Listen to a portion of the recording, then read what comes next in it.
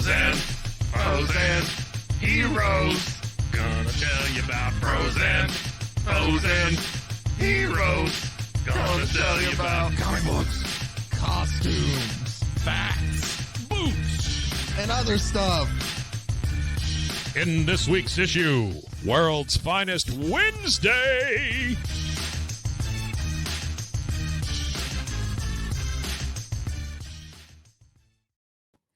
Welcome into Bros, Foes, and Heroes. I'm Zach, joined as always by the merry man himself, Mr. Mike. Hello, I didn't see you there. A happy holidays to you and Happy your. holiday to you too. Yours. This is coming out on Christmas Day, so if you're with your loved ones celebrating Christmas, Merry Christmas to you, or whatever your holiday festivity celebration of choice is. Enjoy it by listening to us. I have a lovely Festivus pole up at my house. Festivus for the rest of us. Very nice. I have a menorah and a Hanukkah candle up in the window. I have a small Christmas tree, but a large chimney, if you know what I mean. And then no, please, can you? It's just a big hearth. Yeah. Okay. Big old chimney. I'm following now. Okay. And then I have various other holiday paraphernalia around the house because it is the holiday season. It is. It's not just a Andy day. Williams told me that at one point in time. It's the holiday season. Yeah. Last day you get to listen to that for another year. Oh, whoop-dee. It's one of the only songs in the world that has the words whoop-de-doo in it. And I don't mind it. Whoop-de-doo. I don't mind it. I like it as a song. Yeah.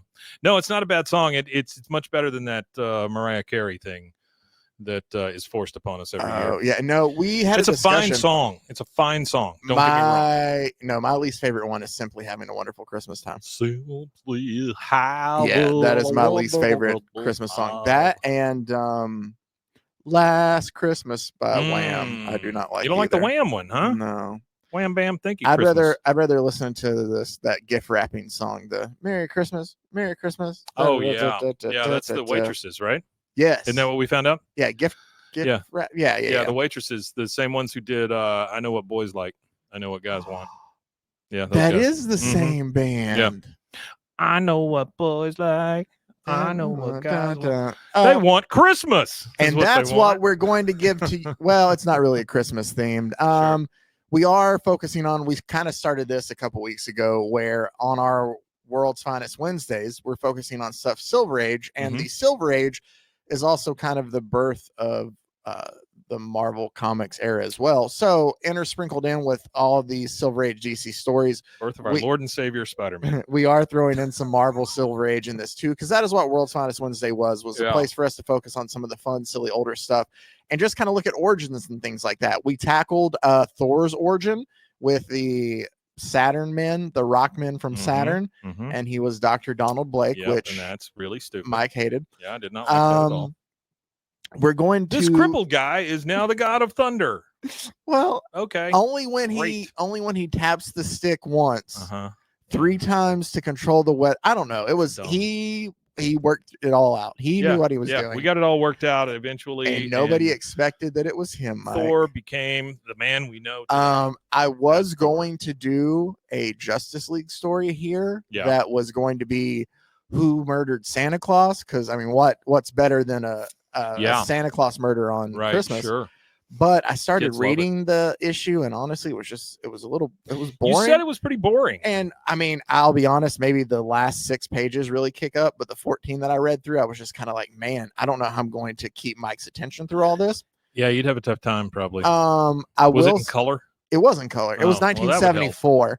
I will say though, I forget what I was going to add to it. It just wasn't. So it wasn't any good. Yeah. So instead for Christmas, we're going to give you something that I think I told you we'd have for you last week and we didn't. So we're giving it to you now, but it still counts. That is the origin. We're going to have another Marvel origin. And this time, Mike, enjoy your Christmas. Why don't you? And enjoy it with us as we take a look at the very first appearance of the X-Men, which is one of Marvel's seminal groups here. And to be able to do that, give me 1 second as I fire up our handy little Marvel Unlimited app here on the desktop for us That's to what go I ahead was and just use looking at too, Zach. Look, it's Marvel Unlimited. on. I can get to all the Marvel comics ever made. Within All the reason. Marvel comics in my handy dandy app. Look, here they go. So Mike should be able to follow along with us. I should be able to. I didn't even think about that, but yeah, I should really be able to. Huh? You can go ahead.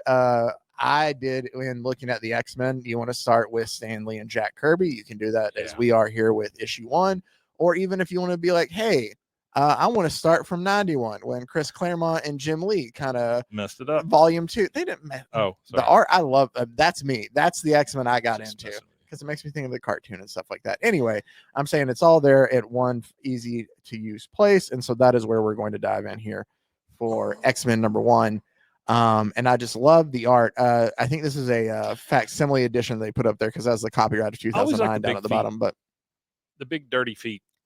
The big for Beast, because that's who that is there. You got the big dirty feet. One thing that is of note, I feel like this is from September of 62, I believe, or 63. Now I have my years mixed up. 12 cents.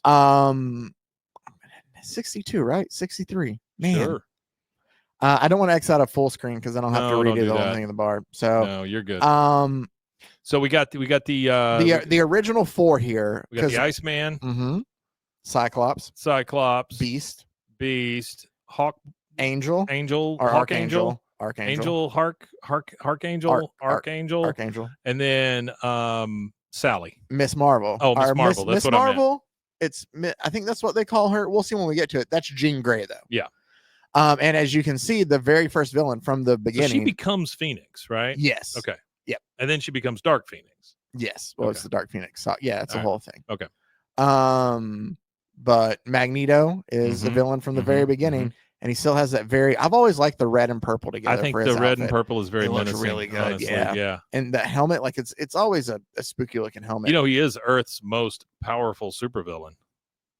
I only know that because it said it right there. Oh, because it does say that. Yes. Oh, look at old Dr. Strange there, or not Dr. Strange. What's his name? Professor X. Professor X, same thing. Look at him sitting in a chair. Yeah, not a wheelchair. That's weird. Just a regular chair. But is Iceman pole dancing for him? No, I think he's just like spinning down, like he's making a joke, like it's him down a fire pole. So he's made a pole. Yeah. And he's spinning around it. Yeah. But he's not pole spinning. I mean, I guess technically he is pole spinning. Yeah. He's got ice dollars in his waistband. What happens is Professor X, as we're introduced, is showing us all of his X-Men, but he's communicating to them all just through telepathic thought. Right? I hate how Beast has no shoes, but Iceman does. That's so weird. That's the thing that's throwing you off. Yeah, that throws me the hell off. Look at that. It is. Why is the ice guy got shoes? He just looks like he's naked. Well, there is a part, except for shoes. Yes. There's a part later where they have to suit up, and he's like, I get to suit up quicker than you guys because all I have to do is put on boots. But, and then part of me is like, does he wear what happened to the shoes that you were wearing before? Does he wear boots? I mean, he's wearing, you see him right, but I'm thinking that's because he can't touch the regular ground or something. Like once it's because snow form, his ice skater. It's not addressed. Ability. It's not addressed or brought up in issue 1. I can tell you that. Okay, all right. I don't want to get too deep into this whole shoe conspiracy here. Yeah.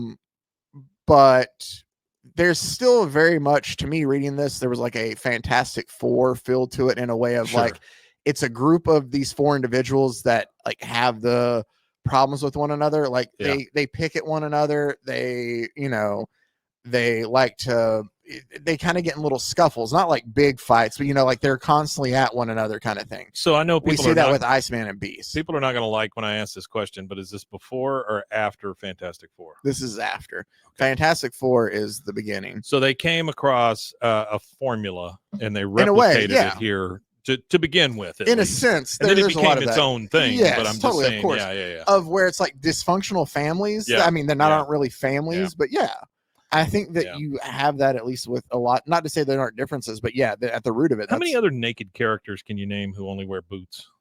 Well, it's funny. There's another one in X-Men. Mystique. Remember, she has that skin. Oh yeah, that's true. Yeah, but she's good looking. So Iceman's just. You don't know that. All you've seen him is in his Frosty. I can see him right there.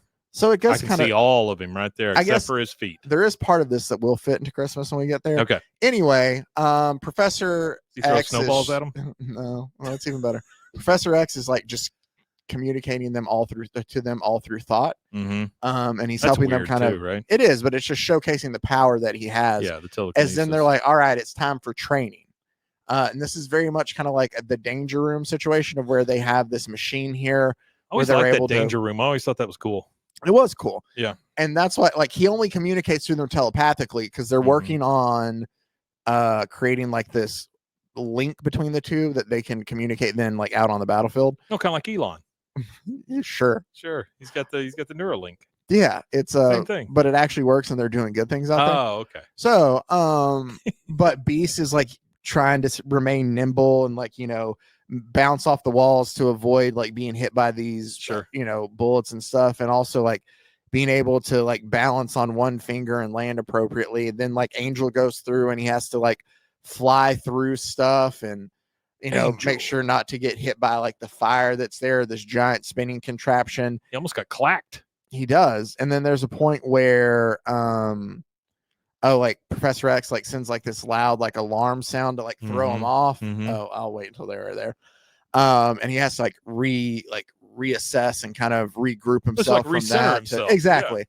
And like escaping and fix that situation. Professor it's like X the thing in Google Maps where you have to hit the little thing and to it takes you back to the yourself. center. Yeah. And Professor X tells him like, you got too cocky. You need to make sure that you always keep a view of what's going on around you. Like that's the lesson is you can't be too sure of everything that's going on. That's a little Icarus like, isn't it? Kind of. He flew too close to the sun, or in this one to the supersonic sound thing. I like that. Professor X says, all right, we're going to take like a 5-minute break then for everybody to go out and do what they want to. Well, that is the thing about Kirby. He did go back to that well a lot. Like the and drawing stuff. Yes. Well, I'm talking about like the Icarus thing and the this and that. He was a big believer in all that. Yes, stuff. he loved mythology. He loved like you can see that a lot in all of his Thor stuff, which is kind of around this time we're getting into when they would do the secondary Asgard stories in the back of Strange Tales. Can't wait until Iceman taps his cane. So Professor X is like, all right, we're going to take a 5-minute break here before we resume training. Sure. And he uses that to try to throw Iceman off and tells him he communicates with Beast telepathically and tells him, hey, now throw that giant ball at him when he least expects it. Because Iceman is just playing around. He's like, oh, I found some buttons and a lemon peel and a carrot. And he turns himself into a snowman. And he's like, look at me. I'm a snowman. Yeah. And about that time, Beast throws the giant bowling ball at him, to which Iceman creates like an ice kind of like, I don't know what you would call it. What kind of place are they running where there's just lemon peels and buttons laying around and a carrot? This is the Xavier School for Mutants. Or what? I can't remember the name of it right now. Yeah, but I'm just saying, like, there's a lot of shit just laying around. Yeah. Put this on your face. Or maybe he just stole it. Like, he has to have grabbed, like, the carrot and stuff out of the trash. Anyway, they all go through training. Cyclops is supposed to, like, decapacitate, just be able to, like, stop Beast from attacking. So he, like, uses de-escalate. Attacking. Decapacitate. No, decapacitate is not a word. Incapacitate. Yeah. So he kind of like shoots him into the wall. Iceman tries to hold up his like make a block of ice around him to stop from getting it, and Cyclops gets through it pretty easy. And then, all right, they stop. Like they start fighting one another, and Professor X stops him and says, you guys have to, go and kind of, we must stop training right now. Something more important has come up. Our new pupil has arrived. Here he goes. So Iceman at the beginning didn't have a face? Not yet. He will. He's going to change. Okay. But in that version, no. He's just like a giant ice thing. Okay. Professor X says, you may be interested to learn that at this very moment, I sense a taxi approaching our main gate. Within that vehicle is a new pupil, a most attractive young lady. Guys, hear me out. I got a fox coming to the school. Y'all are welcome. That's essentially what he's like saying. I know it's a bunch of 4 dudes here, and we're just going to throw a gal in here. Nothing could go wrong whatsoever.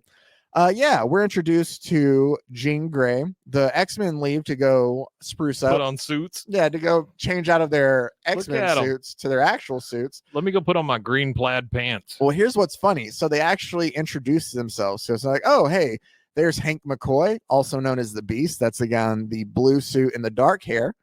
Then, as you can see, Bobby Drake, nicknamed Iceman. That's who's in the red shirt there. So he does have an actual human face, but not as Iceman.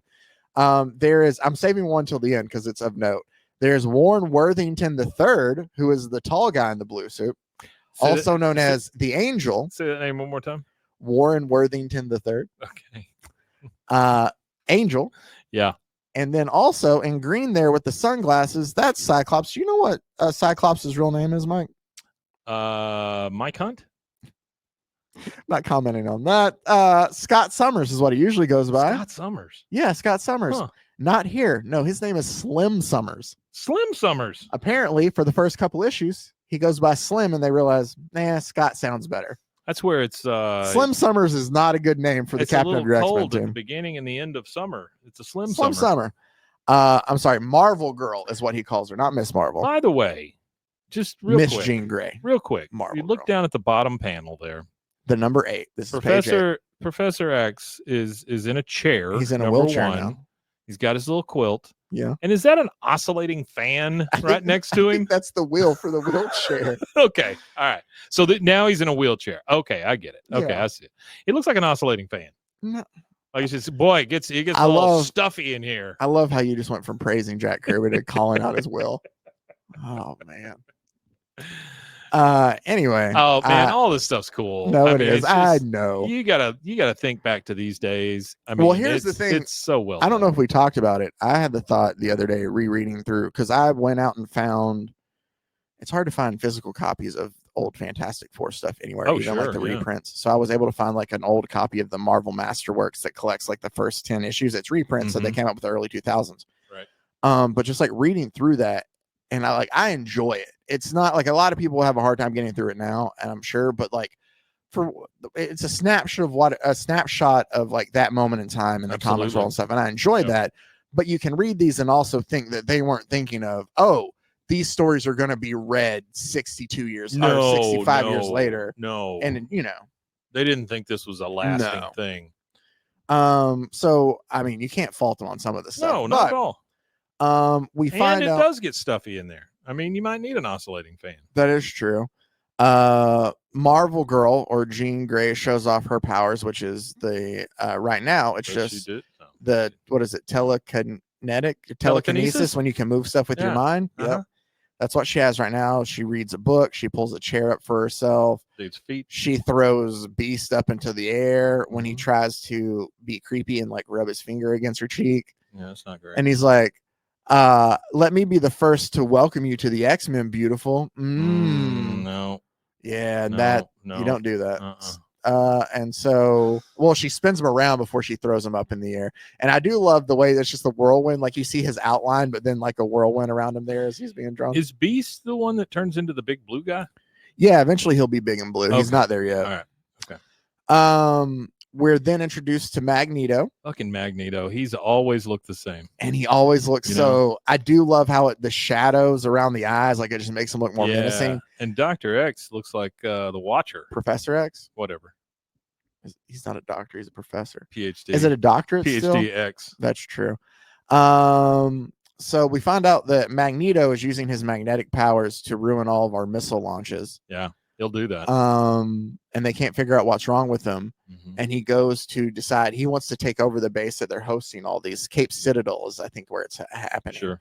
So he shows up and the guy in the NASA hat. He shows up and yeah, just a guy in a NASA hat. Well, that's how you know it's a missile launch. It's official. NASA was there. Yeah. The guard station there at Cape Citadel, like they notice their guns like malfunction on them, and it's like turned against them and shooting towards them and stuff. Tanks are suddenly like moved around and like thrown asunder, and they're like, "What's going on?" Magneto, that's his deal, right? Is magnetism.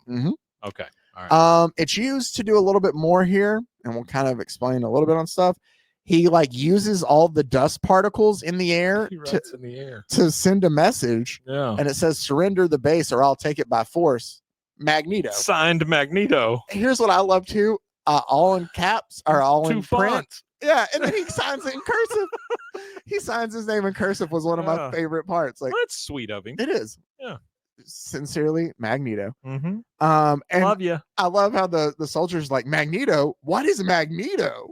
They're like, well, no, that? that's a good point. Solid point. There. Yeah, because nobody knows who the hell any of these people are. Yeah. And somebody's like, what does this mean? Is this like a prank? And he's like, no, you saw what the machine guns did. It's not a prank. We just, just some sweet guy named Magneto. Yeah.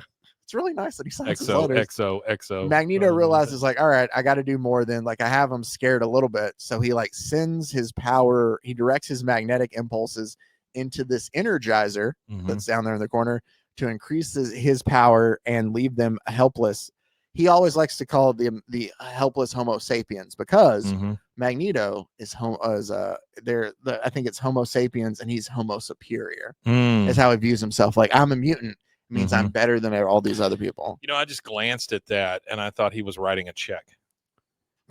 That's what it looked like. Why is Magneto writing a check to the army? Well, here's the thing. That's why it's signed like that. He thought he had already turned off the dust I'm talking about down in the bottom corner. Yeah, with the little rays that are coming out of his face. It looks like he's writing a check. Magneto then like sends off he causes missiles to shoot off randomly. Yeah. Sending them out towards like unmanned boats. North Korea, who needs in the sea. Like, he's not like shooting anything that'll kill anybody, but he's also like showing just what he can do. Sure.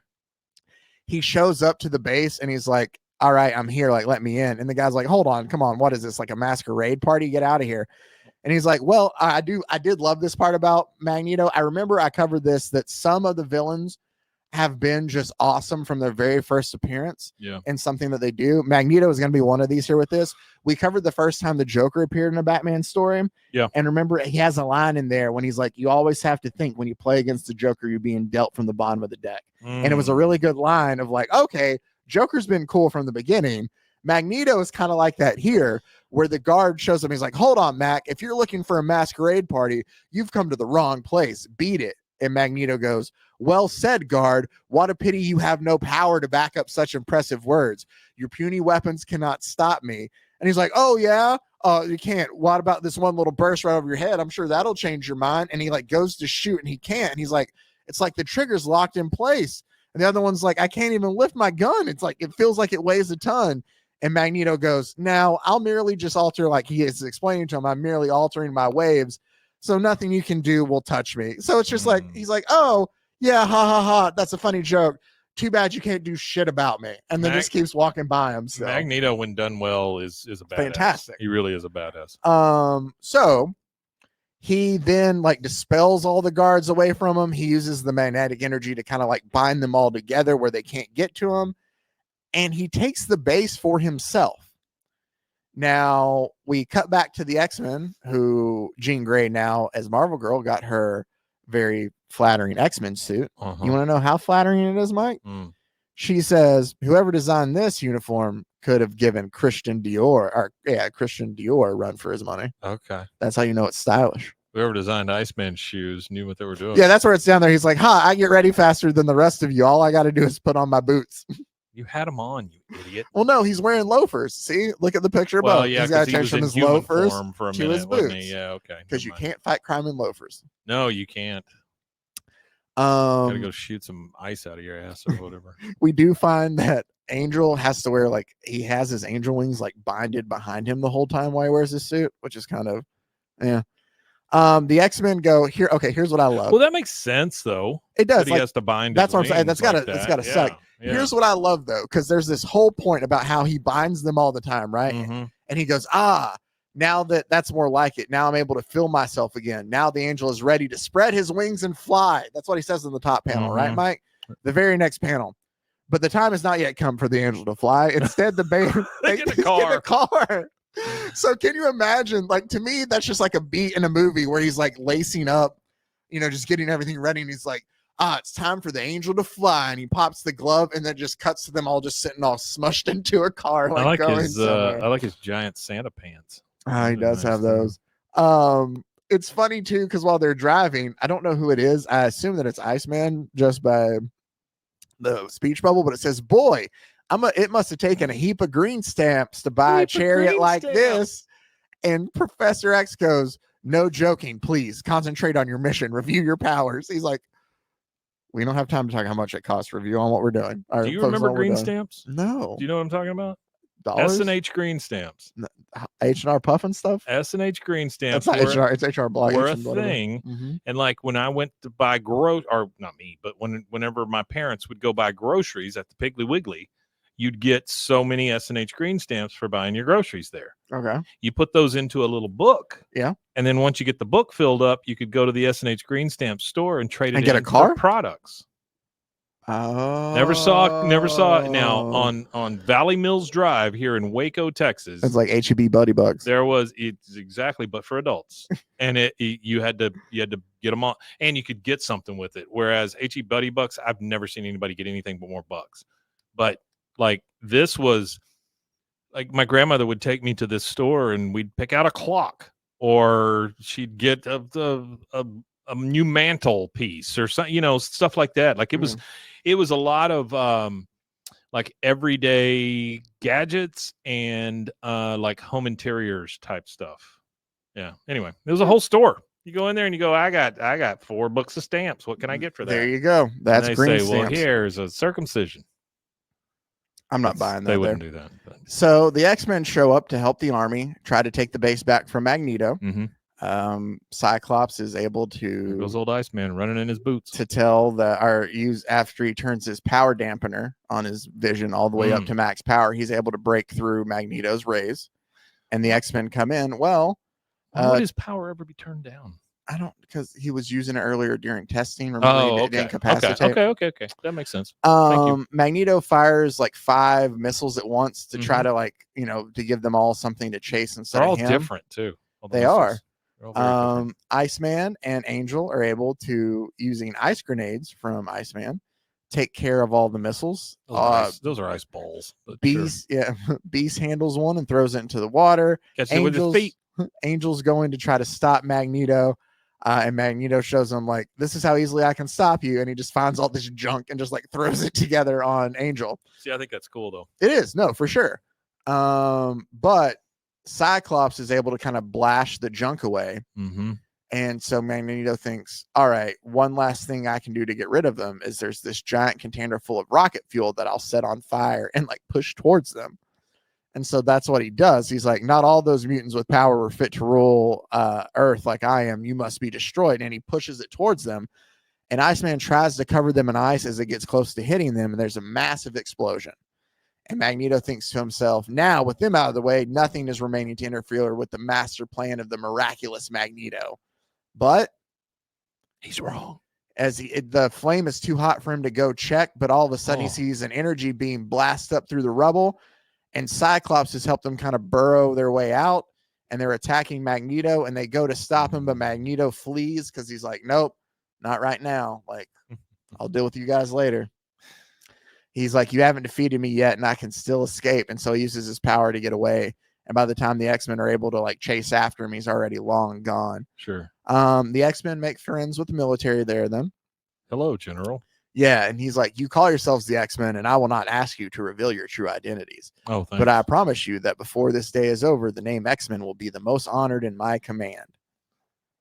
Which is weird because later on, everybody goes to that's what I'm saying. They really hate the X-Men. They hate them, yeah. But at first, they really liked him. So, and then Professor X's head floats in the clouds. It does. Oh, because the plane, we didn't talk about that. We were talking about the green stamps, and I forgot to. So the plane, minutes later, in the Professor's remote controlled private jet, the X-Men and Marvel Girl, because she's not one of us, are winging towards Cape Citadel. I'm kidding. It doesn't say that. At nearly the speed of sound. And that's where he said, you mean the Professor is guiding this plane from the ground by thought impulses? It's unbelievable.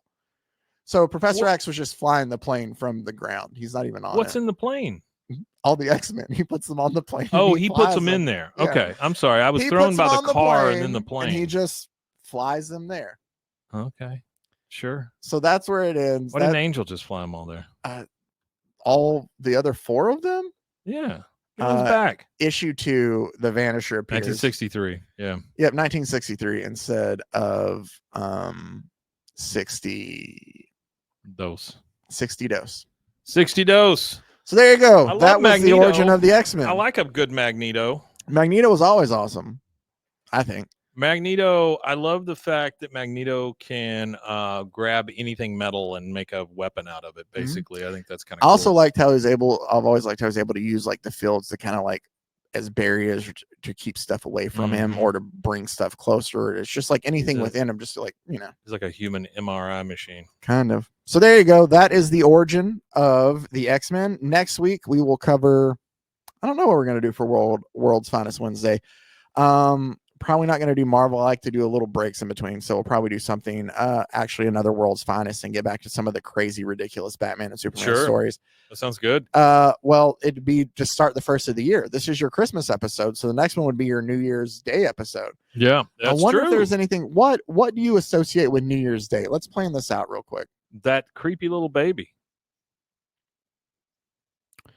Anything else? I'm trying to think what they would have done comics about. I'm sure there's probably I would imagine there's a Spider-Man story out there somewhere where Spider-Man saves New Year's Eve somehow. I'll see if we can find something. Some kid is crying because his New Year's is ruined or something.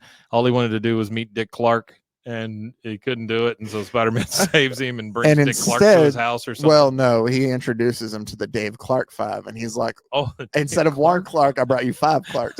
He goes, "But this is not what I wanted at all, Spider-Man. You suck." Wah wah wah wah. Oh, and then Spidey goes, "Happy New Year," and that's how it ends. Poor old Spidey. It's a living. Yeah, and then it moves on. And then there's the Hostess Pies ad after. That's it. That's it. That kid shows up. Oh man! All right, I'll find something New Year's related. Hostess Pies. Thanks, Spidey. Oh man, he says it like that too. It's weird. Hostess Pies. I do not like that one bit. All right, well, thank you guys as always for joining us. That was our World's Finest Wednesday, our Christmas edition. Hope everybody is enjoying their Christmas or whenever you come back to listen to holiday. This. Thank you guys as always for taking the time out to listen. Make sure to also check out the Rogue Media Network family of podcasts. Ho, ho, ho, roguemedianetwork.com. There's a lot of other great podcasts out there to choose from. Thank you as always for taking the time out to listen to us. Hey, do me a favor, everybody. Go out and listen to Hellhound Country. Yes. It's a series that we just put out. Anyway, go listen to audio fiction. Audio fiction. Yeah. Little creepy, little the weird. Whole yeah, very good. Soundscape, everything. Yeah, it's good stuff. You should. It's good. I enjoy listening to stuff like that, and it's worth your time. So you should go check it out too. Thanks, Zach. No problem.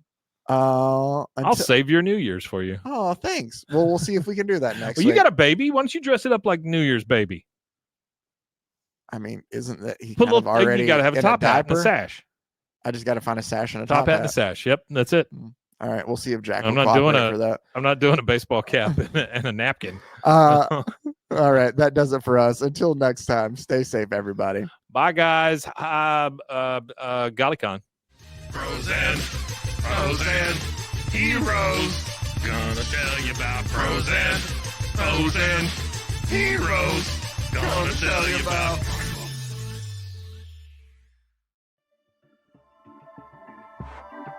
This has been a Rogue Media Network production.